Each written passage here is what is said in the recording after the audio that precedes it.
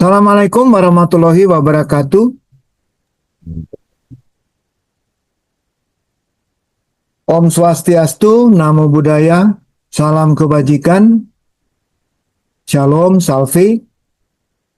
Kami mengucapkan selamat datang dan juga terima kasih atas kehadiran saudara-saudari sekalian pada hari ini Jumat 14 November 2025, khususnya kepada narasumber Bapak Doktor Insinyur Ihsan, Sarjana Teknik, Bachelor of Science, Master of Science, PDN-nya belum tahu nih aku kepanjangannya apa. Terima kasih Bung Ihsan. Juga kepada hadirin semua, kami mengucapkan selamat datang dan terima kasih. Sebelum kita masuk ke topik yang akan dibahas, mari kita buka dengan doa menurut agama dan keyakinan kita masing-masing. Berdoa dimulai.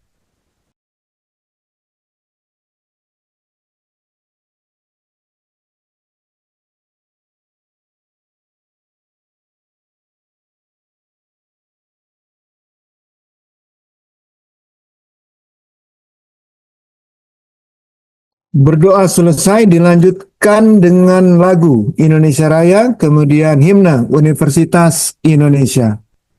Dipersilakan. Indonesia.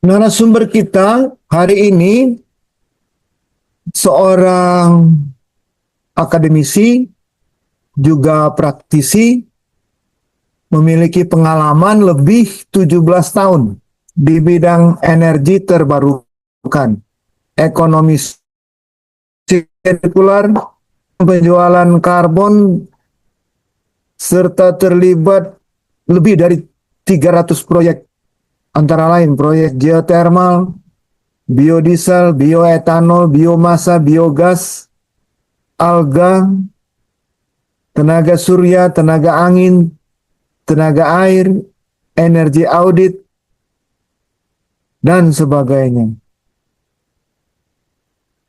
Berarti pernah sebagai konsultan, kontraktor, evaluator, dan penasehat investasi di bidang energi.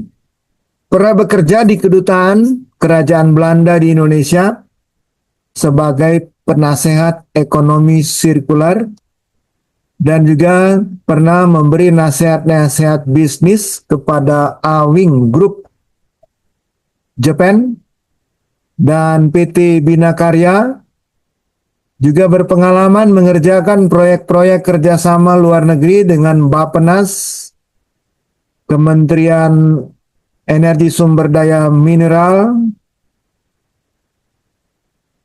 Juga telah berkarir lebih dari 8 tahun di Jerman, Belanda, pernah juga bekerja di Shell Nederland BV sebagai proses control engineer di unit exploration and production dan proses design center sebagai energy auditor. Beliau juga bekerja sebagai dosen di program studi master Universitas Kristen Indonesia, UKI, dan School of Government Public and Policy. Mengajarkan teori pemodelan energi, kebijakan energi, pembangunan perdesaan, entrepreneurship, dan ekonomi sirkular. Mendapatkan gelar doktor untuk desain proses dan produk dari Technische Universiteit Eindhoven, Belanda. Gelar master untuk proses engineering dan energi teknologi dari Hogeschool Bremerhaven, Jerman. Dan sarjana teknik di bidang gas petrokimia dari Universitas Indonesia. Beberapa karya yang telah ditulisnya membangun kawasan perdesaan dengan model ekonomi sirkular berbasis keamanan pangan dan kemandirian energi. Juga sebuah artikel pada satu buku dengan judul Pemikiran 100 Ekonom Indonesia, terbitan Indef tahun 2020, Circular Economy in the Indonesian Agricultural Sector. Juga buku Collaboration and Innovation for Resilience through Circular Economy. Dan buku Circular Economy from Theory to Practice. Itulah gambaran singkat kepakaran narasumber kita hari ini. Selanjutnya kita akan dengarkan bila hadir dari pembina kita, Bang Jarman, bila ada, untuk memberi sambutan pembuka.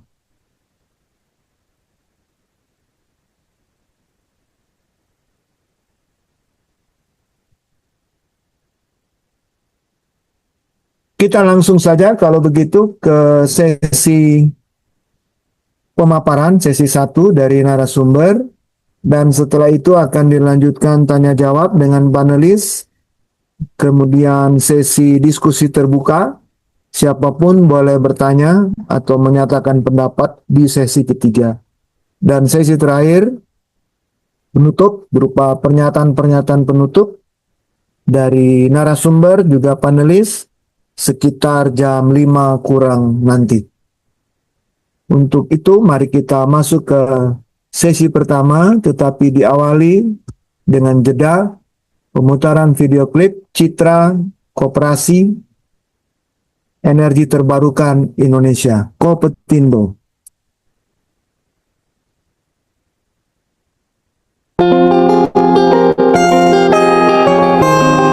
Potensi lahan yang bisa diproduksi menjadi wood chips di Kecamatan Mendo Barat mencapai 7.000 hektar.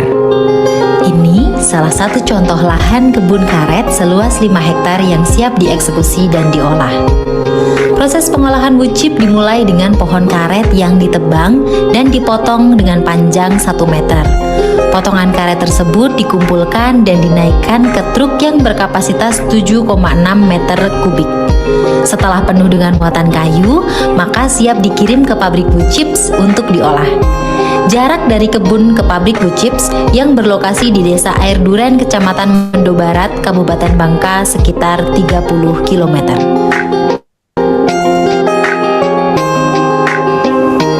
Pengiriman potongan kayu ke pabrik setiap harinya mencapai sekitar 100 ton.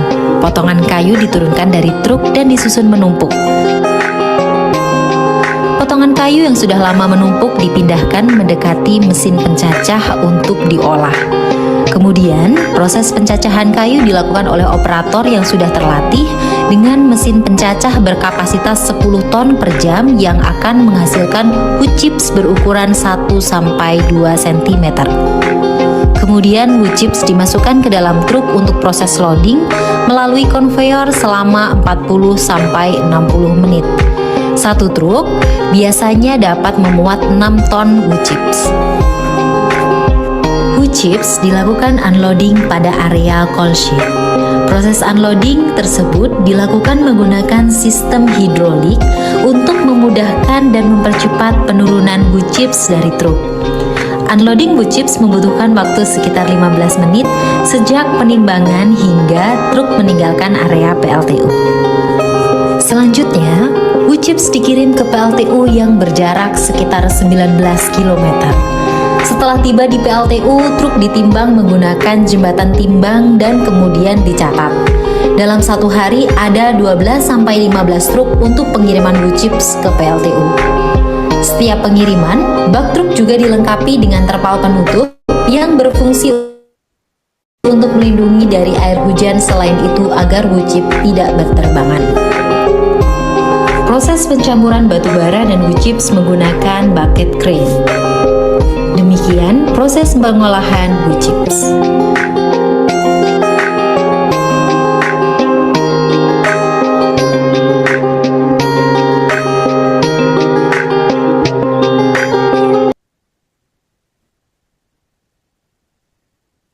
Baik, kita beri waktu layar kepada narasumber Bapak Dr. Iksan. Silakan, Bang Iksan. Ya, makasih Bang Adi, makasih teman-teman semua. Selamat siang. Cukup jelas ya suaranya? Cukup. Oke. Ya, mungkin langsung aja di slide, minta tolong dari panitia dan saya.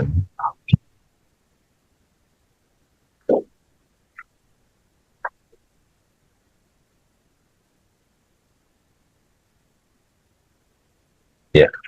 Oke. Hari ini ya saya mau sharing pengalaman saya pribadi ya, walaupun kami koperasi belum pernah buat biometan untuk biogas, tapi selama ini kami banyakkan untuk biomasa. Tapi menarik untuk kedepannya koperasi kami fokus juga di biogas. Selanjutnya.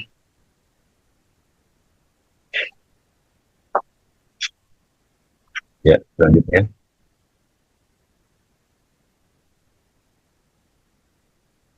Ya, ini beberapa pengalaman tadi udah di summary oleh Bang Adi. Saya banyak mengembangkan di desa-desa, ya, termasuk sama Forum Energizing Indonesia, termasuk sama teman-teman dari Bappenas dan juga beberapa lainnya. Juga termasuk persiapan G20 dengan Lemhanas. Ya, beberapa hal ini menjadi proyek-proyek yang menarik ya untuk bisa mendukung percepatan energi terbarukan di Indonesia. Secara proyek udah lebih 300 proyek yang disampaikan Bang Adi. Terus secara perusahaan ada sekitar 3 perusahaan berbasis sosial yang udah kita jalankan. Untuk akademisi ada lebih dari 15 kampus yang udah kita sharing ilmu dengan beberapa kampus di Jepang dan beberapa negara lain. Mentorship ada sekitar lebih 300 startup mulai dari series A, B, C, ya, pre-seed juga, dan juga secara aktivis organisasi ada lebih dari 5 organisasi termasuk Kompetindo, masyarakat energi terbarukan dan lain sebagainya. Nah, fokusnya memang di sustainable energy, circular economy, dan community empowerment. Kenapa 3 ini menjadi penting? Karena dengan 3 inilah kita bisa membuat proyek-proyek itu menjadi sustainable. Ya, tanpa sustainable energy, kita akan memiliki cost yang tinggi. Tanpa circular economy, kita juga punya tantangan dari sisi environment dan social equity. Tanpa community empowerment, kita juga punya tantangan di dalam ownership dari proyek itu sendiri. Next. Ya, ini ada beberapa buku ya, termasuk yang udah dikembangkan juga dengan teman-teman di Indonesia. Tentunya ada buku biogas. Ini buku pertama yang saya tulis di 2014. Buku Bina Karya ini buku pertama juga di Bina Karya yang di launching tahun 2018. Terus dengan Bank Indonesia dan sebagainya, juga dengan Prof. Emil Salim, dengan Indef dan sebagainya. Nah, intinya dari buku-buku ini kita bagaimana kita men-share experience dan juga proyek-proyek yang sudah kita jalankan. Next.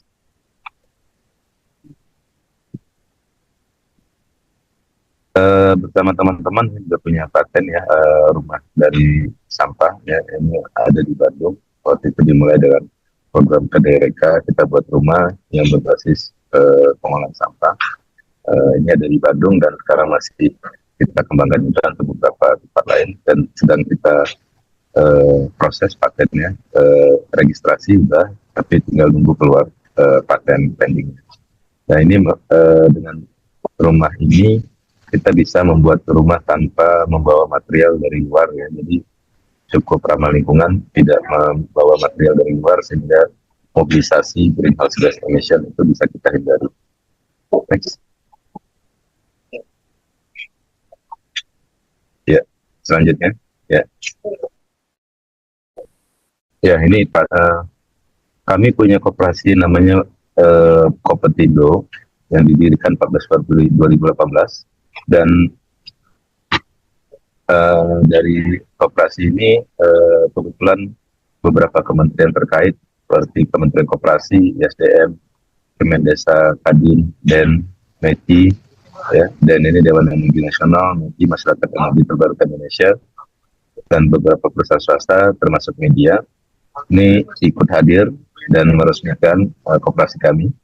Dan koperasi ini sudah menjadi koperasi percontohan koperasi merah putih karena berpengalaman berbisnis secara profesional, didukung oleh tim yang kompeten, di training di Malaysia oleh mitra kami di Malaysia untuk sistem pelaporan keuangan modernnya dan telah mendapatkan predikat contoh koperasi modern. Nah, ini sebenarnya anggotanya adalah anggota dari masyarakat energi terbarukan yang concern terhadap pengembangan komunitas di pedesaan, dan kita udah jalan dengan berbagai proyek ya. Salah satunya adalah proyek UCIP yang tadi kita lihat, dan itu diliput langsung oleh BRIN karena memang menjadi percontohan nasional. Next. Dari sisi manajemen, koperasi kami memang memiliki manajemen yang ramping ya, jadi tidak terlalu banyak dari sisi manajemennya. Kebetulan juga kemarin Pak Widi Pancono, alumni Elektro 83 ya, kalau salah juga sudah ada di Gatek. Ini kebetulan presentasi saya kedua di Gatek UI, dan kami berdua salah satu pendiri dari koperasi ini, juga ada Pak Ali juga alumni Elektro. Jadi kebanyakan dari alumni FTUI yang mendirikan Kopetindo ini, dan kami juga welcome untuk menerima anggota-anggota lain. Dan next, nah ini proyek-proyek yang kami sudah buat. Kami pernah kirim trial bio charcoal dari Tempurung Kelapa ke Timur Tengah, satu kontainer. Waktu pandemi, sayangnya kita tidak bisa lanjut karena berbagai pengiriman itu zaman pandemi cukup merepotkan ya, dari sisi biaya, prosedur dan sebagainya, sehingga kita terpaksa hold. Kalau dari sisi consulting, kita juga sudah banyak mengerjakan project consulting termasuk GIZ. Sekarang kita lagi mengerjakan juga dengan UNDP dan juga ISDM ya, kita pernah menjalankan studi juga ISDM dan PLN. Dari sisi bisnis lampu LED, kita sudah menjual sekitar 1.300 buah ya, kerjasama, dan kita dapatkan mereknya Kopetindo. Udah di sekitar 600 lokasi yang 9 watt dan 1.300 buah di yang 7 watt untuk anggota-anggota kami. Community forest ini yang kita lakukan di Bangka.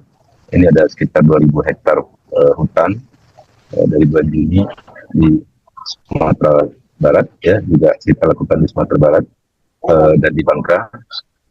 Terus kalau solar rooftop, kita sudah install sekitar 2 megawatt dengan kerjasama dengan AWS. Next.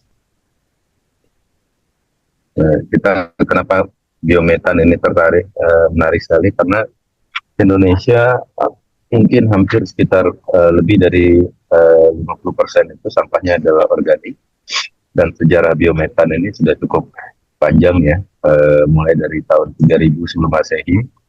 Bangsa Sumeria itu telah memanfaatkan proses anaerobik membersihkan air limbahnya.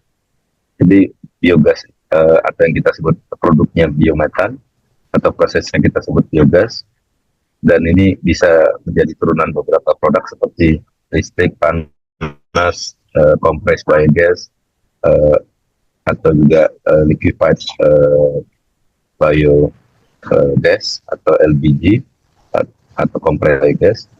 Nah ini memiliki sejarah panjang dan memang menjadi teknologi yang proven sampai saat ini. Dan juga waktu di Prancis dulu di abad 19 ya, banyak terjadi proses-proses pembusukan di sungai-sungai di kota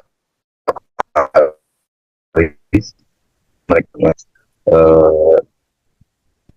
limbah-limbah produksi mereka ya, karena mereka memproduksi tekstil dengan berbasis kulit, dan itu menyebabkan banyak pembusukan juga di sungai, dan ini yang dimanfaatkan akhirnya untuk merubah sungai-sungai yang busuk tadi menjadi biogas dengan fermentasi anaerobik, dan dimanfaatkan juga untuk produk-produk seperti panas dan juga listrik. Jadi ada banyak sekali yang telah diterapkan di biogas, dan di Indonesia sendiri sudah banyak diterapkan. Saya sendiri sudah membangun lebih dari 8 pembangkit biogas POME, masing-masing sekitar 1-2 megawatt, ada di beberapa lokasi Sumatera dan Kalimantan. Next. Ya, ini opsi teknologi yang bisa dilakukan. Mulai dari pre-treatment, biogas digester bisa berbagai opsi seperti CSPR, OSB, caprolactone dan sebagainya. Terus setelah dibersihkan, kita bisa upgrading kualitas biogas itu dan bisa masuk ke menjadi produk biogas compression teknologi dan biogas liquefaction teknologi menjadi CBG, dan juga menjadi bio-LNG atau LPG, dan output sampingannya bisa berupa organic fertilizer, dan kalau misalnya keluar dari biogas cleaning teknologi juga bisa langsung dimanfaatkan untuk biogas engine. Next. Ya, ini ada bahan baku dan produk ya. Kita bisa menggunakan bahan baku berbagai macam, misalnya dari municipal solid waste, terus juga dari limbah organik, juga kotoran hewan, kotoran manusia dan sebagainya. Ini diolah oleh biogas, pabrik biogas, dan bisa menjadi input untuk biogas engine, menjadi electricity atau menjadi panas, ataupun menjadi setelah di cleaning, upgrading dan kompresi menjadi kompres biogas atau CNG, atau dulunya disebut bio CNG, atau juga bisa di upgrading dan di liquefaction jadi bio LNG atau liquefied biogas. Next. Ya, ini peluang biometan ya di Indonesia. Ada banyak ya sumber-sumber potensi biometan, mulai dari bahan baku pertanian peternakan, bahan baku air limbah, bahan baku sampah, bahan baku industri, nanti bisa saya share.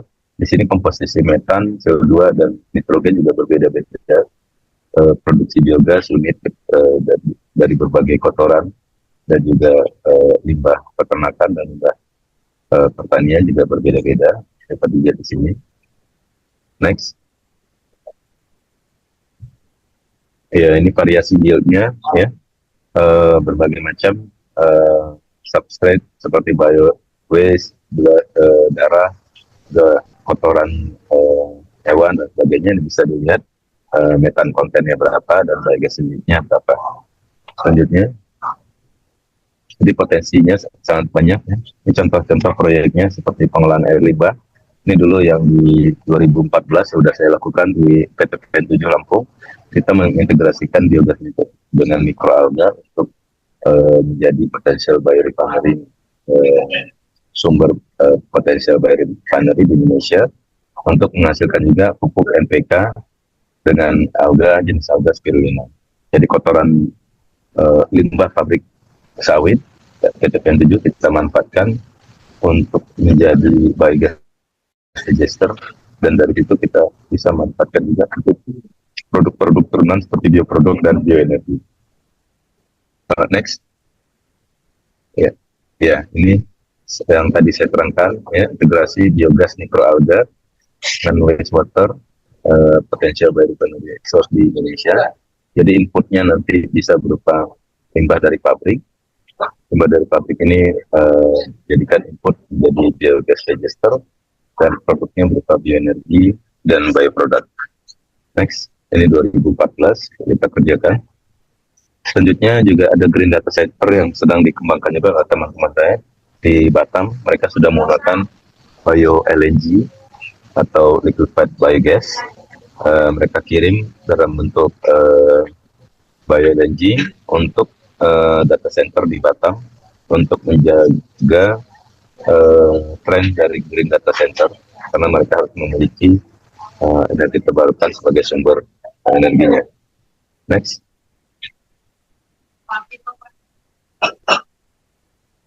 Nah, ada juga kendaraan CBG, bisa dilihat di sini, contohnya di DSN. Di DSN telah dikembangkan limbah sawit mereka untuk menjadi sumber kompres biogas untuk truk dan juga untuk pabriknya sendiri. Dan mereka bisa menghemat pemakaian solar sebanyak 2,7 juta liter karena telah dikonversi, juga genset dan kendaraan bakar bio CNG, dan bisa menghasilkan listrik sekitar 7,9 kWh. Jadi cukup besar ya. Next. Nah, apa tantangan dan solusinya? Nah, dari sisi tantangan pertama, biaya awal instalasi yang cukup besar. Nah, ini sudah diantisipasi dengan beberapa project developer yang bisa mendanai capex-nya dan nanti bisa dicicil dalam bentuk OPEX. Terus juga ketersediaan limbah organik. Beberapa teknologi sekarang sudah bisa memiliki multi feedstock sehingga tidak menjadi masalah. Sedangkan dari sisi teknologi pemurnian maupun teknologi yang passion menghasilkan gas berkualitas tinggi, ini juga sudah tidak masalah lagi karena beberapa teknologi, terutama dari Argentina dan juga Italia, mereka sudah cukup bagus dari sisi teknologi pemurnian. Kalau kita lihat secara potensi, Indonesia memiliki lebih dari 800 pabrik kelapa sawit, mungkin sekitar 1.200 ya sekarang pabrik kelapa sawit yang memiliki potensi menjadikan biometan atau bahan bakar pembangkit listrik sebesar 72 juta kilometer kubik per tahun. Kita juga harus melihat bahwa tantangan di listrik ini adalah tidak semuanya kita bisa menjual langsung ke PLN ataupun juga ke perusahaan-perusahaan terdekat. tapi kita bisa memakai sendiri. Ini yang perlu dipikirkan, apakah kita akan menjual listrik ataupun produk bioenergi lainnya seperti kompres biogas ataupun liquefied biogas. Dan juga sumber-sumber ini kita bisa lihat pasarnya cukup tinggi. Kalau bio-LNG, permintaan Jepang cukup tinggi untuk kita bisa ekspor. Namun tantangannya di distribusi. Ini yang sedang dipikirkan bagaimana distribusi piping dan sebagainya bisa menjadi solusi di beberapa tempat tertentu seperti NTB dan juga beberapa daerah. Next. Ini pabrik pertama biometan skala komersial ya, untuk kompres biogas ya. Di tempat lain sudah banyak didirikan untuk listrik, tapi ini proyek pertama pabrik yang diarahkan untuk kompres biogas.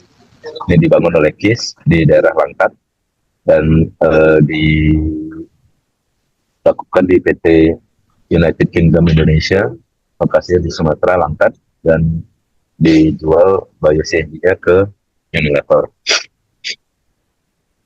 Next. Ya, ini bisa dilihat ya target pemerintah ini di 2023, tapi sekarang juga mulai meningkat untuk biogas yang sudah dibangun, misalnya dengan program biru dari HIPOS dulunya, terus yang diambil oleh ISDN, juga ada sekitar 17.000 unit biogas digester untuk kotoran sapi dan sebagainya, co-firing boiler, biometan dan sebagainya. Nanti bisa dilihat, dan ini dapat dilihat capaian produksi biogas terhadap target UN untuk 2023, 2024 belum keluar datanya, tapi bisa menjadi perbandingan. Next. Ya, itu dari saya. Mohon maaf jika kami tidak pernah presentasi lebih dari 1 jam ya, karena kalau lebih dari 1 jam itu kita kuliah. Kalau presentasi cukup 30 menit dan praktis, karena kita juga lebih banyak melakukan tanya jawab. Itu dari saya, Bang Adi, silakan kalau ada pertanyaan. Baik, terima kasih Pak Dr. Iksan. Kita akan diskusi tanya jawab, tapi beri kesempatan untuk jeda sejenak dulu.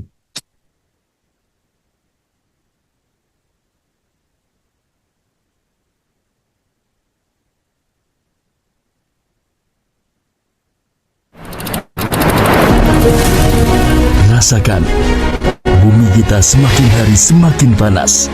Udara yang kita hirup kini mengandung lebih banyak polusi. Penyebabnya, pembakaran bahan bakar fosil yang menyebabkan emisi gas rumah kaca yang semakin tak terkendali. Oleh karena itu, dibutuhkan energi terbarukan yang lebih bersih. Biomasa salah satu alternatif solusinya. Biomasa didapatkan dari limbah pertanian, perkebunan, kehutanan, dan industri. Dan semua itu bersumber dari desa. Namun saat ini, seluruh potensi belum termanfaatkan dengan baik, termasuk lahan kering yang terabaikan. Untuk memaksimalkan potensi biomasa dari desa, PLN EPI melalui Biodes mengembangkan skema rantai pasok Spoke Hub dan menghadirkan sistem digitalisasi marketplace biomasa. Masyarakat desa mengirimkan batang dan ranting hasil penanaman tanaman energi serta semua potensi biomasa di desa ke titik kumpul yang disebut Subhub. Selanjutnya dikirimkan ke fasilitas produksi yang disebut hub sehingga menjadi biomasa yang siap pakai di PLTU. Pilot Project Biodes telah dilakukan sejak tahun 2023 di Desa Keleng, Kabupaten Cilacap. Dengan Biodes, ekosistem biomasa dapat terbentuk sehingga dapat meningkatkan volume dan sustainabilitas pasokan biomasa bagi PLN Group dan tentu saja mendukung peningkatan ekonomi kerakyatan. Skema Biodes dapat dikembangkan lebih luas lagi di seluruh desa di wilayah Indonesia.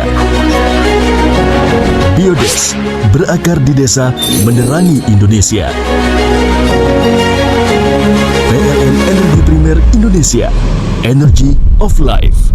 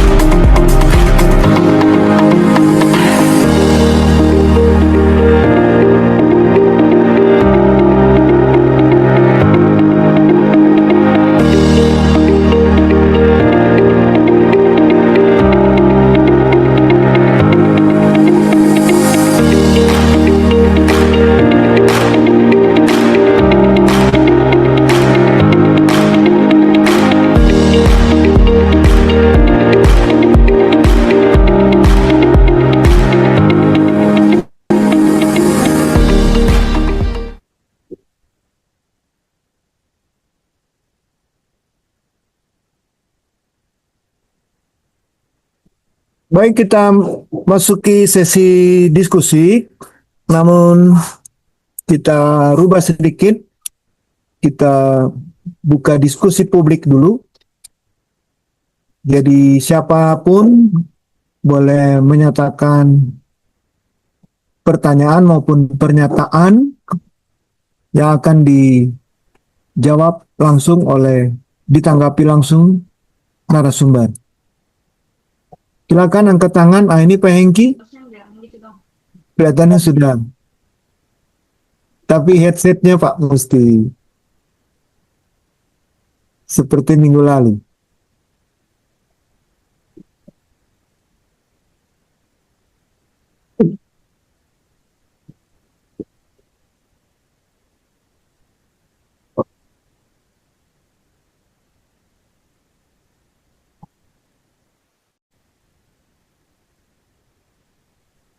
Ya, silakan Pak Hengki, singkat padat ya. Tapi saya lihat Pak Iksan belum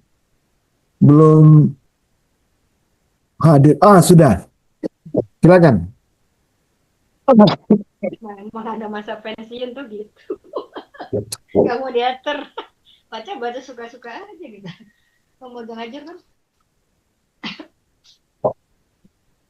Halo Pak Iksan, apa kabar? Ya, Pak Hengki, apa kabar Pak Hengki? Alhamdulillah. Senang Baik. sekali ketemu Pak Hengki nih. Udah lama nggak ketemu nih.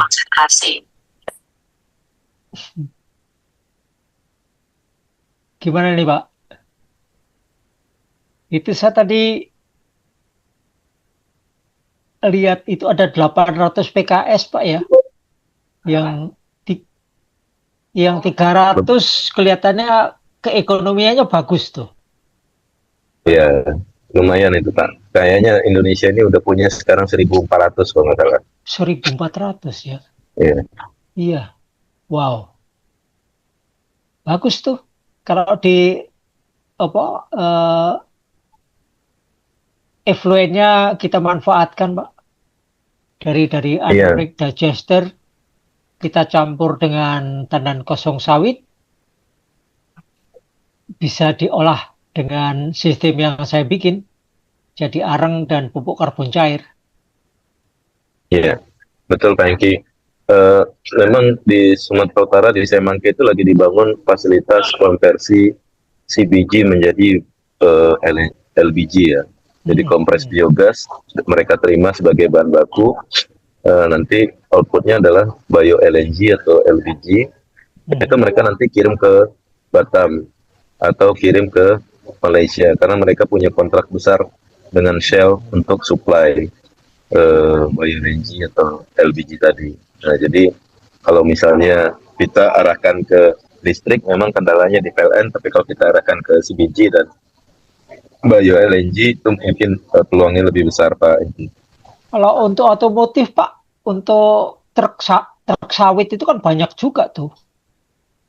Tinggal dikonversikan dari diesel. Itu udah dibuat sama Pak Hakim Pane di DSN Pak Kalimantan.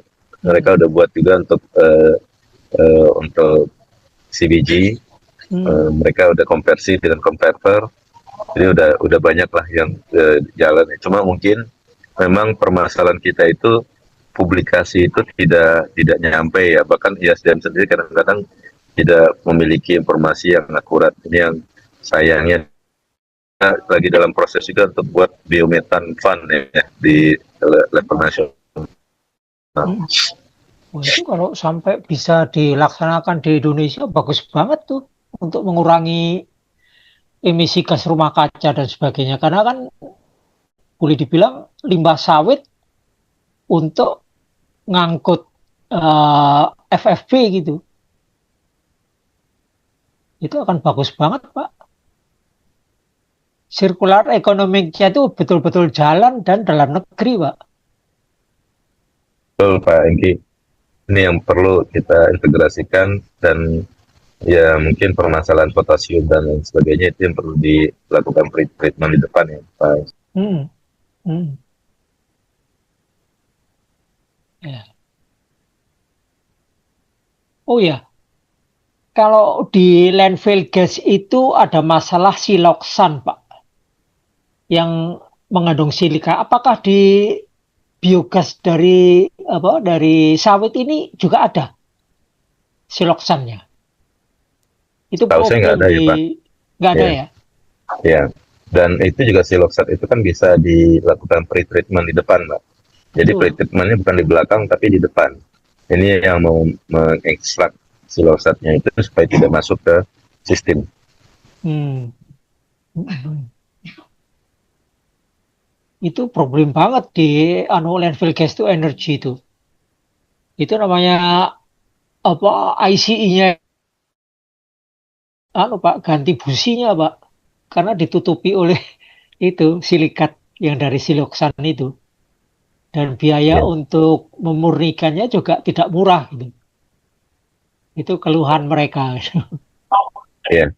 Sebenarnya ada teknologi sekarang yang sederhana Pak untuk membersihkan itu juga udah dilakukan di beberapa yang empty fruit bunch yang dijadikan biochar, mereka juga melakukan proses yang sederhana untuk ini ya iniin material-material yang sifatnya Memurnikan. korosif. Hmm. Ya, Hmm. Hmm. tapi sehat ya Pak Hengki ya. Ini udah lama kita nggak Alhamdulillah, ini ketemu lagi di online. Jakarta nih. Oke, Pak Hengki Iya. ini salah satu penemu juga untuk di sampah. Kalau saya juga hanya belajar banyak dari Pak Hengki dan teman-teman. Walah, apalah Pak. Ya, Pak Hengki sama Bang Iksan kan pernah ngelmu ke Jerman dua-duanya ini. Iya, ya. Kami pernah satu proyek juga di Bappenas dulu. Pak Hengki Oh, pernah jadi iya. ini juga review dokumen-dokumen kami. Hmm. Oke, oke. Iya. Baik, kita undang yang lain untuk memberi tanggapan, pertanyaan, pernyataan. Mungkin dari ESDM tadi saya lihat ada yang tertarik untuk bicara, silakan Pak, angkat tangan lalu kita buka kanal suaranya. Oh ini Pak Bonar Banjar Nahor, silakan. Kalau boleh nyalakan kamera. Ya, Oke, makasih Pak. ya. Siang Pak Ihsan, salam kenal Pak Ihsan. Salam kenal Saya Pak. Bonar dari Medan Pak. Kebetulan saya sedang ingin meneliti banyak ini mengenai energi terbarukan Pak. Tapi ini Pak, pertanyaan awam sih Pak. Awamnya begini Pak, yang umum aja. Kadang kita berpikir kita banyak mencari atau menemukan lah ya energi terbarukan yang lebih kepada ya energi ya menjadi listrik begitu. Kira-kira saya menjadi berpikir ini cepat pulangnya modal mungkin 3 tahun. Tapi yang menjadi pertanyaan itu Pak, jarang kita ya, apalagi Indonesia ini berpikir tentang material. Maksudnya material, ilmu tentang material bagaimana membuat fotovoltaik itu buatan memang 100% di Indonesia. Jadi kita membuat energi terbarukan sekalian juga semua pemasoknya dari negeri gitu, bukan kita ganti dari Jepang ke Cina begitu. Kira-kira Pak Iksan gini Pak,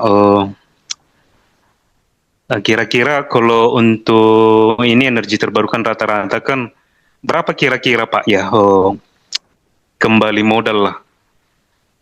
Dan kalau bisa saya menitipkan juga mungkin sebagai pertanyaan, kenapa kita jarang berpikir ke arah untuk bukan hanya mencari sumber energi, metana dan lain-lain sebagainya, tapi kurasa yang paling penting mungkin juga yang di desa. Saya pernah baca di Kompas Pak,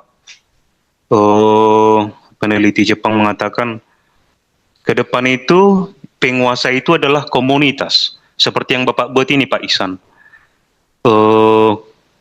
seperti koperasi. Kemungkinan besar memang kita akan hidup oleh koperasi ke depannya.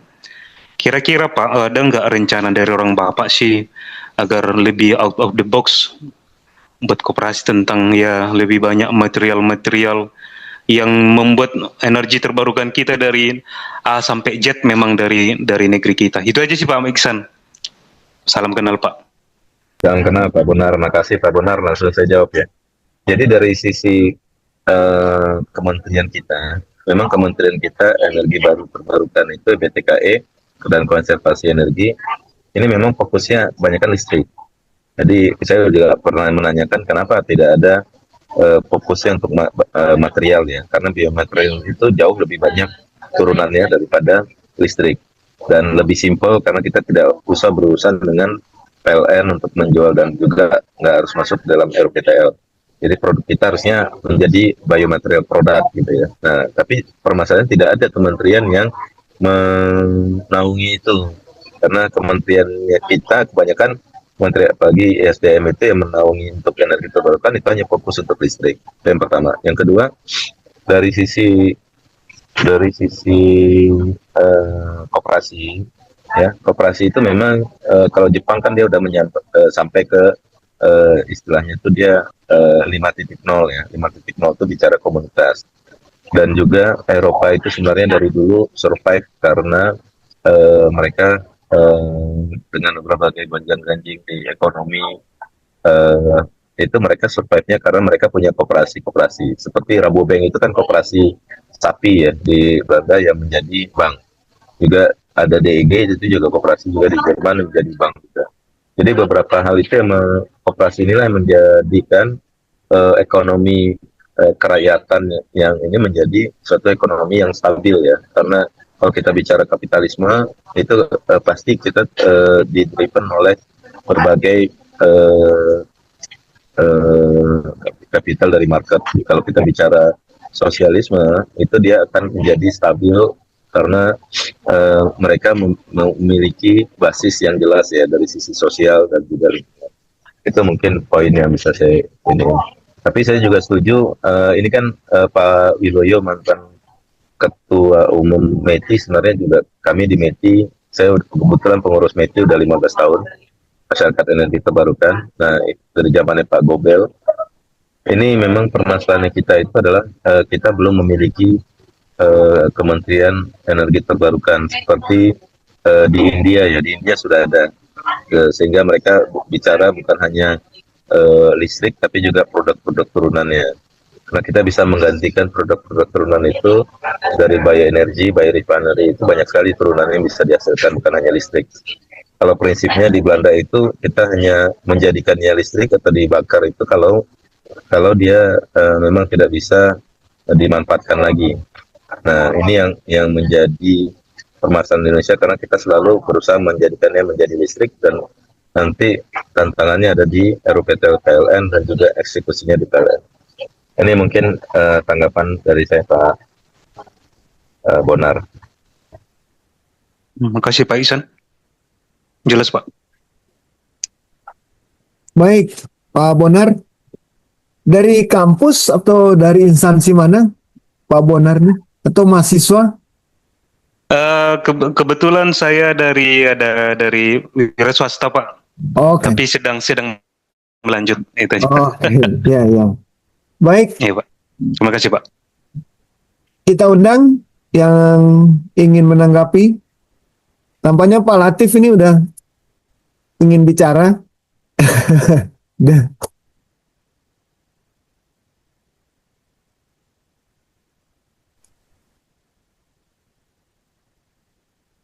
Ups, unmute dulu.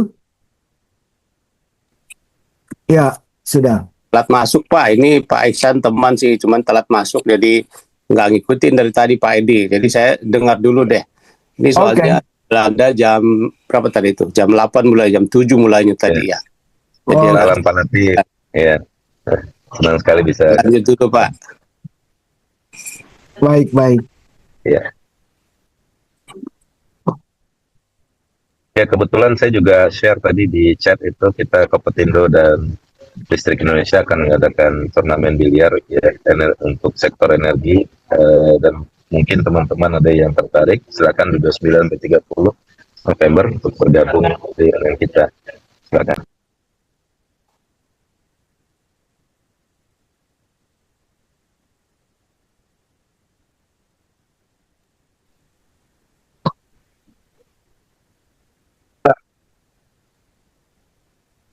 Ya, Pak Renold, silakan. Oke. Oke, baik. Terima kasih Tapi pelan-pelan baik saya Renault Sirait listrik Pak. Dinasnya di Jakarta di PLTGU. Tapi saya asli Sumatera Pak, makanya tadi saya senang dengar ada terobosan di Sumatera itu karena kelistrikan di Sumatera itu kan masih agak ini Pak ya. Ya kurang gitu stabil Pak ya. Beda sama di Jawa.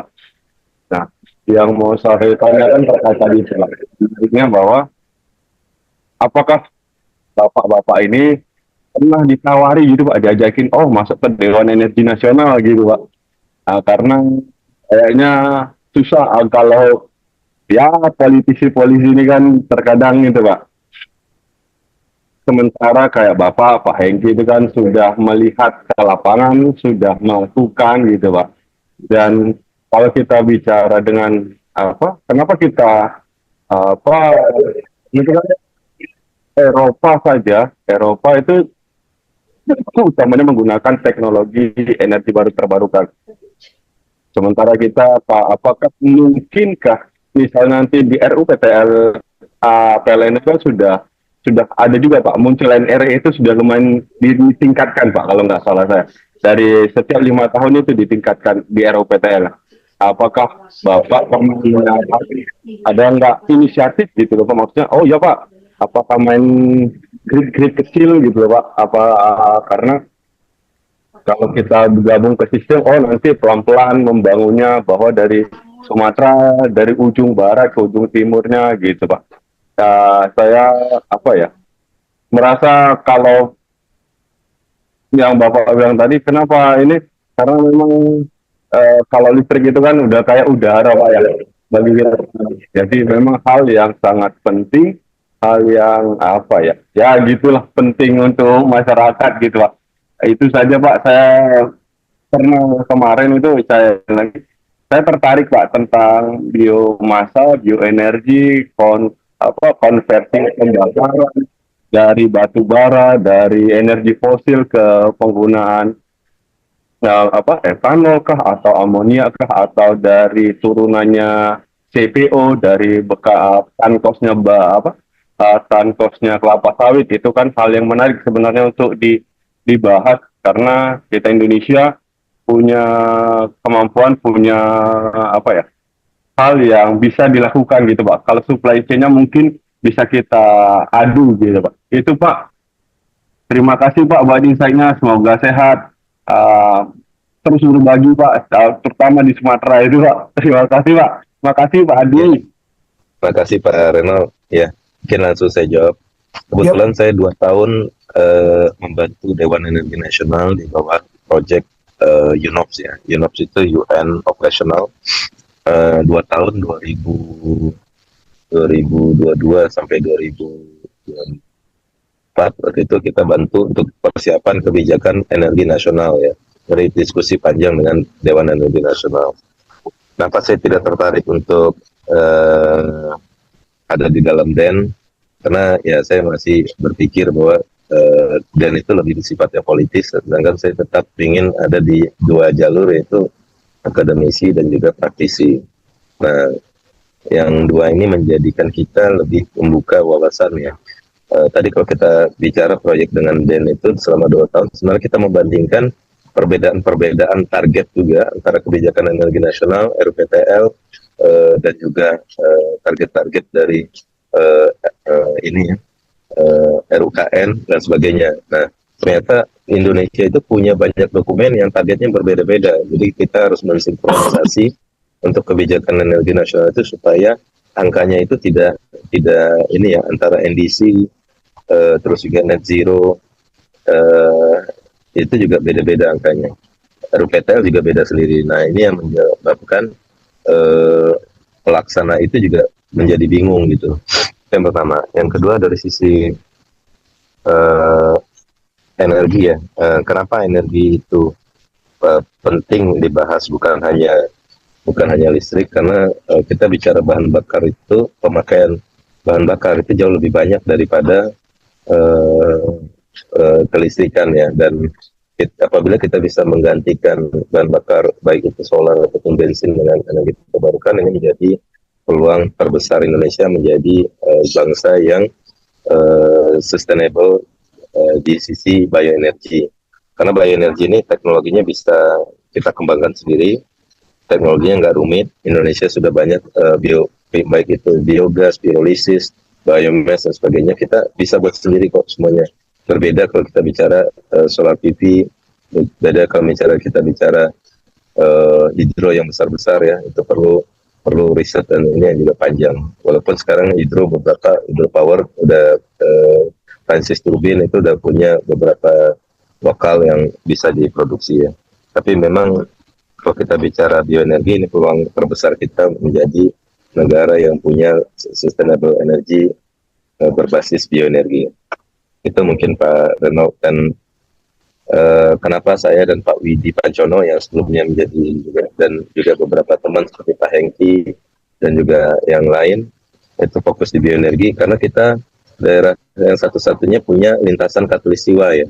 Katulistiwa itu mempengaruhi terhadap pertumbuhan bahan baku bioenergi, crops dan sebagainya. Sekarang yang juga menarik adalah tanaman-tanaman lokal seperti pohon aren itu memiliki penyerapan fotosintesis yang jauh lebih besar dibanding tanaman lain dan bisa dijadikan juga untuk bahan bakar bioetanol. Nah, ini harusnya ke depannya kita lebih banyak fokus di sana dibandingkan fokus menjadikannya jadi listrik. Karena listrik bisa dihasilkan oleh hidro yang paling murah, ya. Hidro itu yang paling murah. Kalau kita bicara tadi pertanyaannya Pak Bonar ya, payback periodnya itu kalau hidro itu mungkin bisa sekitar 5-6 tahun ya, karena juga teknologi udah sangat proven dan bagus. Kalau solar PV itu masih di sekitar 8 tahun, kalau bioenergi itu di sekitar 7 tahun sampai 9 tahun, tergantung teknologi apa yang kita usulkan. Nah, ini sebenarnya bagian dari studi kita untuk G20 lewat Lemhanas. Kita membandingkan berbagai teknologi energi terbarukan, dan itu yang menjadi dasar untuk Just Energy Transition yang ditandatangani di Bali. Waktu itu saya bantu Lemhanas dan kita membuat studinya untuk itu. Terima kasih Pak.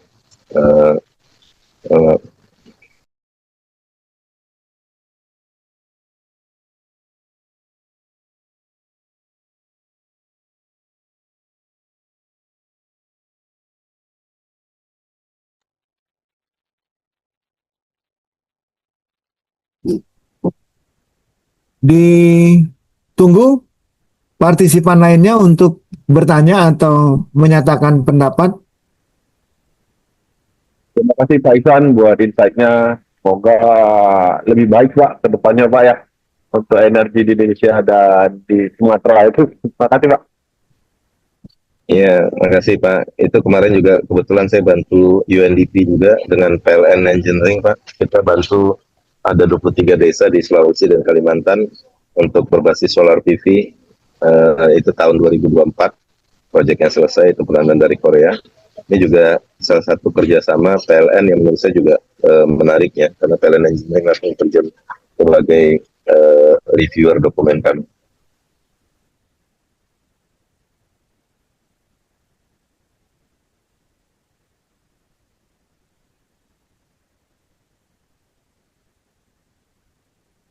Pak Yamin mungkin dari IATKI ingin bertanya atau berpendapat.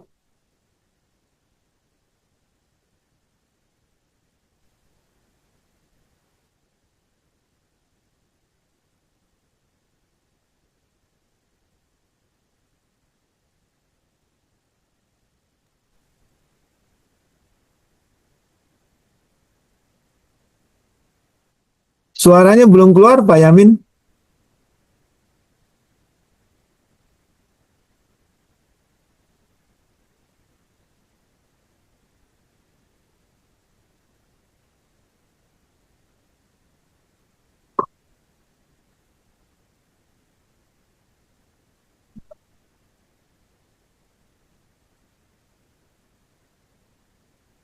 Ini sambil menunggu Bang Adi, mungkin Pak Latif ini saya tahu beliau juga fokus untuk tidal ya, mungkin bisa cerita sedikit perkembangan tidal di Indonesia ini seperti apa? Karena kemarin saya minta murid-murid juga cari informasi dan memang ternyata investasi masih cukup besar ya. Silakan Pak Latif.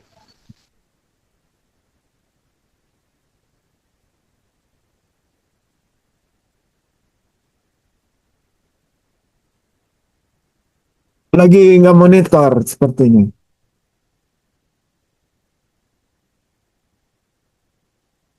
Sambil nunggu ini pertanyaan bodoh aja nih. Untuk PLTU kan supply input awal kan CNG ya Pak Renault? Bukan, LNG. Batu bara. PLTGU ini. Oh, PTGU. Oh, Ya. apa tuh Pak Renault? Gas kan? Oh, tunggu. Sudah saya. Ya. Gas CNG atau setahu saya, Tergantung Pak, ya? variasi Pak. Tergantung. Ada yang pakai CNG ada Oh. yang pakai gas ada. Hmm. Kalau pakai itunya Pak untuk PLTU. Kalau PLTU kita ada pakai minyak, ada pakai gas. Tapi yang kalau batu bara itu sekarang kan sudah mulai di firing Pak ya. Ya. Pakai apa? Tanaman energi. Itu Pak. Kalau di blended sama kompres biogas bisa nggak itu Pak? Belum paham saya itu Pak kalau kompres biogas. Tapi kalau kompres biogas itu seperti itu biasa aja Pak, briquette gitu Pak ya. Seperti CNG Pak. Jadi CNG sama juga, Pak? seperti ya seperti CNG Bapak. Oh berarti Kan, kemungkinan nah, berarti bisa itu. Karena di Lombok kan Bapak juga punya PLTGU kan ya. ya harusnya bisa Pak kalau sama-sama seperti CNG harusnya sama. Teknologinya kemungkinan bisa sama. Sebenarnya yang membedakan antara LNG dari bio dan non bio itu kalau dari bio itu bukan monopoli Pertamina, tapi kalau dari non bio itu LNG itu kita harus minta kuota ke Pertamina. Itu yang setahu saya Pak Adi Pak. Oke. Apalagi sudah monitor Ada Pak, advantage Pak. dari ada advantage dari yang bio LNG dibandingin non bio LNG di situ di kuotanya. Silakan Pak Yamin, tadi Pak Yamin ada itu. Baik, tes. Mantap. Ya, gini, kalau saya lihat di undangan itu peluang dan tantangan ya bioenergi. Kemudian yang kami ini kan di Makassar, Sulawesi Selatan. Peluangnya dan tantangan untuk Sulawesi khususnya kira-kira apa terkait ini. Kemudian kalau saya lihat yang akan dibesarkan kemungkinan ya koperasi energi terbarukan ya yang akan ke depan yang akan berkembang ini terkait dengan energi baru terbarukan ya Kopindo ya apa Kopetindo Ya, Kopetindo Pak. ya. Nah, Kopetindo ini ketika diproyeksikan ke Sulawesi kira-kira kerjasama dengan yang mana Pak? Apa ada koperasi yang bisa berkolaborasi dengan Kopetindo untuk pengembangan EBT energi baru terbarukan di Sulawesi. Pak, begitu itu pertanyaan kami dan halo. Ya, siap Pak Yamin. Itu Ya, kalau di Sulawesi, ya. kalau di Sulawesi. Pertanyaan kami kalau ada ke sana arahnya khususnya di Sulawesi ya kalau saya tidak tahu di NTB NTT yang lain saya yang sudah kemarin kan saya ikuti juga yang pakai apa itu sekam padi ya kalau di Sulawesi kira-kira apa karena Sulawesi itu kan ini juga penghasil sekam ya terima kasih. Itu saya udah pernah survei 2015 di Bulukumba. Di Bulukumba sudah pernah survei. Bulukumba itu di Sulawesi Selatan. Di situ kita lihat ada sekitar lebih dari 15 ini ya yang pengolahan padi, yang rice mill, dan dari rice mill itu dia banyak limbah-limbahnya sekam padi yang bisa dimanfaatkan. Nah, potensi itu waktu itu cukup banyak. Sekarang saya tidak tahu masih ada apa enggak, tapi kalau kita bicara Bulukumba bagus fokus di sana. Kalau kita bicara dari sisi di Tomohon, Tomohon itu juga beberapa daerah di situ cukup banyak suplai kayu-kayu sisa, dan nanti sisa-sisa itu bisa dimanfaatkan untuk biochar. Ya, biochar itu bisa jadi potensi juga, dan harganya cukup bagus untuk international market itu antara $200 sampai $600 per ton. Ini cukup bagus dari sisi harga, dan kita punya spesifikasi tertentu, apakah dia itu biochar untuk fertilizer atau biochar untuk sebagai bahan bakar energi dan sebagainya. Nah, itu bisa diarahkan ke sana kalau dari sisi ini. Jadi tergantung lokasi dan tergantung teknologi apa yang akan diterapkan, dan tergantung semua pasti tergantung dengan sumber. Nah, kadang-kadang permasalahan kita suka memaksakan di tempat lain itu dimanfaatkan misalnya biogas, padahal di tempat ini biogas itu belum terlalu banyak opsi yang bisa karena sumber bahan bakunya seperti kalau di Gorontalo kan kita bisa dari limbah jagung itu bisa dijadiin biogas juga, Pak. Nah, bongkol jagung bisa dijadikan biogas. Jadi bongkol jagung itu bisa dimanfaatkan untuk biogas, dan biogasnya itu bisa supply untuk kompres biogas yang dimanfaatkan untuk menjadi pengganti LPG. Kenapa LPG penting? Karena LPG kita impor, Pak. Itu mungkin, Pak. Yamin. Oke, siap. Mantap. Kalau info Sulawesi Utara bisa kami nanti koordinasikan, karena saya orang Sulawesi Utara tapi domisili di Makassar, tapi potensi sekam padi itu yang terbesar Kabupaten Sidrap sama Pindrang, dan kalau Bulukumba, cuman pertimbangannya Bulukumba dijadikan tempat eksperimen atau hasil survei, mungkin di sana lebih mudah ya. Iya, karena dekat sama Makassar, Pak. Jeneponto juga mungkin bagus, Pak. Oh, Jeneponto. Baik. Baik, Pak Iwan. Pak Ihsan. Terima kasih infonya. Baik. Salam. Mungkin yang belum terjawab, Pak Iksan, Ya. hubungan dengan Kopetindo. Ya, Kopetindo. Ya, koperasi. Ya, biasanya kita akan buat kerjasama itu dengan investor third party, Pak ya. Jadi koperasi ini mengamankan bahan baku dan lokasi, dan investor third party ini mengamankan dari sisi investasi lokal. Nah, ini yang sudah kita terapkan di Bangka, dan kita biasanya membuat satu unit usaha baru di sana, misalnya Wuchip ya, yang untuk menjadi supply ke PLTU itu sudah kita jalankan 3 tahun, Pak.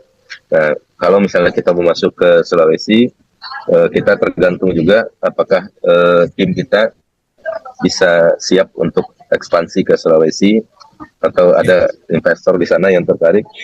Itu nanti bisa kita bicarakan, Pak, sebagai kerjasama mitra koperasi. Oke, siap. Baik. Terima kasih, Pak Ihsan. Ya, terima kasih Pak Yamin atas partisipasi aktifnya. Siap. Ya, 1-2 penanya lagi, baru kita akan break. Memasuki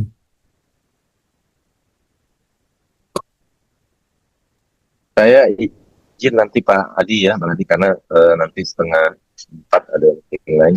Nanti mungkin kita sudahin dari ini. Oke, jadi Pak Iksan sisa ada waktu 17 menit ya kira-kira ya? Iya. Oke. Jadi kita akan langsung aja ini terus sampai ke closing statement, lalu kita tutup setengah 5 waktu Indonesia Tengah, setengah 4 waktu Indonesia Barat. Silakan Pak Utama Kayu. Terima kasih Pak Moderator, Pak Adi. Ya. Saya Pak Iksan, ada beberapa pertanyaan dan beberapa pendapat, Pak. Pertanyaan pertama, itu biodigester untuk menghasilkan gas bio, Pak ya, metana, Pak. Koperasi Bapak, pertanyaannya, koperasi Bapak yang aktif sekarang mengolah atau mengelola biodigester itu sudah berapa banyak, Pak? Kedua, Pak, harga produk yang dihasilkan dibandingkan dengan apa yang dinikmati oleh masyarakat di lokasi tertentu, apa seimbang? Apakah ini merupakan kendala juga bagi masyarakat di lokasi-lokasi lain tidak tertarik dengan biodigester? Pertanyaan ketiga, Pak, umumnya biodigester itu kita memanfaatkan limbah dari ternak, ya Pak. Limbah dari ternak, apakah sapi, kambing, ayam, dan seterusnya. Sepertinya ini menjadi satu kendala bagi masyarakat karena dianggap ini satu limbah, satu kotoran. Menjadi gas metana, bisa menghidupkan lampu, bisa masuk ke dapur untuk memasak, selalu jadi pemikiran-pemikiran yang saya tidak jelas bagaimana alur pikirnya masyarakat, sehingga biodigester yang dikembangkan dulu di tahun 2000-an, bantuan dari pemerintah Belanda, itu tidak terdengar lagi, Pak. Dulu pernah mencapai hampir 20.000 unit, paling banyak di Bali, Jawa Timur, Jawa Tengah, terus hilang aja, Pak, ceritanya. Termasuk juga Pemda DKI pernah juga membangun biodigester di daerah sekitar Tanah Abang apa Cideng, Pak. Terus hilang juga ceritanya, Pak. Mungkin Bapak bisa mengevaluasi ini. Nah, pendapat saya, Pak, apakah Bapak tadi berbicara tongkol jagung, terus merang padi, dan lain-lainnya. Apakah itu tidak menjadikan sesuatu produk yang diperebutkan sebagai co-firing, sebagai sumber biomas? Sekarang muncul lagi yang membuat bio apa itu? Yang macam katanya gantikan pertalite atau apa itu? Nah ini Bobby Bos, Pak. Iya itu. Nah kemudian Pak, masalah lain, kita itu memang di negara kita di iklim tropis, tetapi jumlahnya itu tidak signifikan, Pak. Kalau bicara tongkol jagung, Gorontalo tongkol jagung. Tapi di mana lagi yang punya tongkol jagung yang rame itu, yang banyak? Beda dengan kata saya pernah lihat di Amerika, Pak. Itu ladang jagungnya tuh berapa luas itu, Pak. Sehingga kita perlu naik pesawat kecil itu untuk survei di atasnya itu, Pak. Nggak bisa terlihat lagi kalau dari bawah, Pak. Nah, jadi apakah kita mau kemana ini? Variasi kita di daerah tropis ini memang macam-macam, Pak. Aneka macam, Pak. Tapi volumenya itu menjadi tanda tanya. Bagaimana pendapat Bapak itu? Terima kasih Pak Iksan. Terima kasih Pak Utama Kayu. Ini memang kalau di ekonomi itu kan namanya kutukan orang kaya Pak ya. Adam Smith itu udah pernah bilang kalau negara yang kaya itu akan selalu dapat kutukan kalau dia tidak bisa memanfaatkan secara maksimal. Kalau dari sisi teknologi, ya tadi udah saya jelaskan, teknologi biogas ini sebenarnya teknologi yang paling sederhana dan udah dari zaman dulu ya, dari tahun sebelum Masehi, 1300 sebelum Masehi, Sumeria itu udah menggunakan biogas.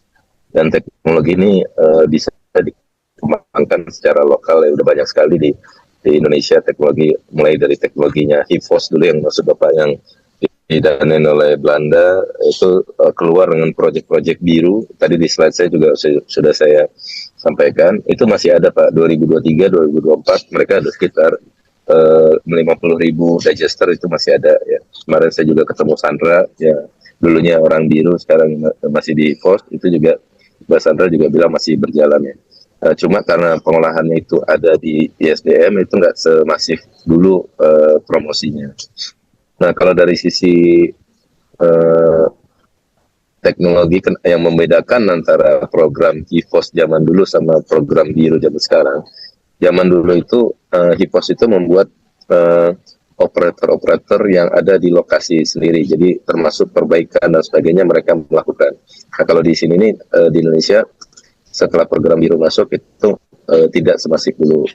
Terus juga beberapa masyarakat itu lupa satu hal bahwa biogas ini beda sama biomas ya. Biomas itu kan kita bicara teknologinya mechanical, thermal combustion. Kalau kita bicara biogas itu bicara fermentasi, yang bekerja itu adalah bakteri. Jadi kita harus bisa membuat nyaman bakteri itu untuk bekerja. Dan itu sama persis prosesnya seperti kita makan nih Pak.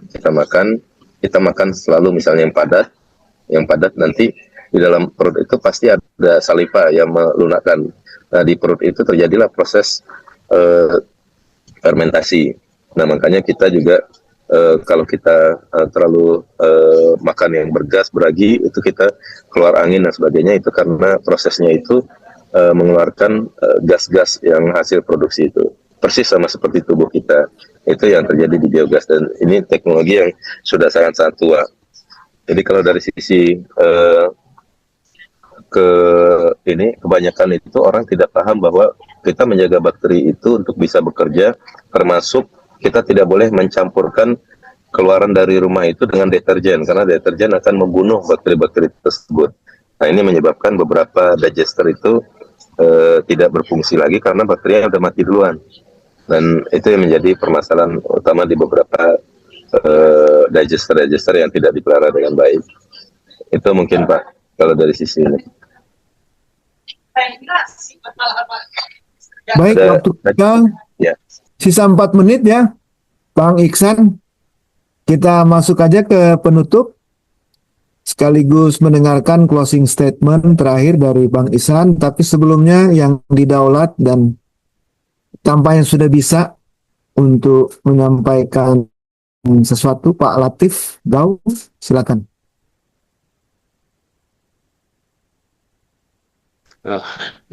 Halo, selamat pagi. Sorry tadi agak telat. Pak Iksan teman lama ini. Halo, dengar ya Pak ya? Dengar Pak Latif. Halo, sehat Pak Iksan ya. Jadi tadi saya dengar kalau Tidal itu jalan bagus Pak. Ini malah masuk PSN sekarang listnya, nanti kan katanya mau di rilis Januari apa Februari. Jadi terus ini saya nggak tahu Pak Iksan ikut nggak di Belanda ini, nanti tanggal 24 November ada Netherlands Indonesia Business Forum on Renewable Energy dan Waste. Itu Danantara, PLN, Pertamina segala macam datang gitu. Nah kita mau bicara lagi banyak di situ, dan banyak sekali dari investor dan dari perusahaan-perusahaan di Belanda, bahkan ada dari BLG juga yang hadir, dari Jerman juga. Nah, kita mau bicara banyak gitu. Tapi topiknya memang di banyak di PV, baterai, wind, sama solar. Hidrogen juga, ada hidrogen juga, karena ini mulai jadi topik yang hangat. Nah jujur saya sama Pertamina juga lagi garap proyek hidrogen sini Pak, untuk tapi dari geothermal. Itu di Kamojang, kita sudah survei berapa kali di Kamojang. Kalau hidrogen itu kan memang ongkos listriknya mahal, harganya mahal karena energi yang dibutuhkan mahal. Nah ternyata kalau dari Kamojang itu kan sudah panas, itu temperaturnya 180 derajat keluar. Nah itu energi dibutuhkan untuk memanaskan air itu ternyata bisa sampai 40%, 40 sampai ada juga yang 60% dari cost energinya. Nah kalau ini airnya sudah 180 derajat itu cost energinya bisa berkurang sampai paling tidak 60% yang di ininya kemarin. Artinya nanti cost dari per kilonya itu bisa sampai $3 malah. Nah ini yang kita lagi garap. $3 itu bagus sekali. Nah itu bahkan si Invest International mau biayai loh, mau kasih kita biaya hibah $1 juta untuk ini, untuk pengembangannya. Nah itu sama Pertamina. Besok ini minggu depan ya, tanggal 24 itu kita akan ketemu lagi dengan Invest International untuk dapat hibahnya yang $1 juta itu untuk kita coba di Kamojang. Teknologi ini yang karena memang ya jadi hidrogen energinya butuh besar sekali, jadi mahal. Tapi kalau airnya sudah panas, jadi energi untuk memanaskan air itu tidak dibutuhkan lagi, karena katanya energi untuk memanaskan air dari nol atau dari temperatur ruang, room temperatur ke 180 itu justru di situ energi yang paling besar dibutuhkan. Jadi logikanya masuk sekali, dan itu sudah dicoba di Colorado, dari Universitas Colorado, teman kita di sana, dan dengan Hayat Solar. Jadi banyak sekali yang ternyata, dan di Indonesia itu kan, geotermalnya banyak sekali. Dan kalau bisa bikin EVO, hidrogen, itu luar biasa. Lalu kemudian memang kalau sekarang ini mahalnya juga karena logistik ya. Nah, mungkin amoniaknya. Nah, targetnya sih nanti sampai di tempat tujuan itu di bawah sekitar $5. Nah, kalau udah bisa $5 per kilo sampai di end user, itu udah game changer sekali itu. Bisa jadi revolusi untuk kendaraan listrik macam-macam. Ya. Itu Pak. Menarik Itu Pak sekali, Pak Ihsan. Latif. Ini penting Indonesia punya berbagai variasi teknologi supaya kita bisa buktiin ya. Ini saya tunggu nih program-programnya Pak Latif. Terima kasih banyak Pak Latif. Baik, langsung ke pernyataan penutup Pak Iksan. Ya.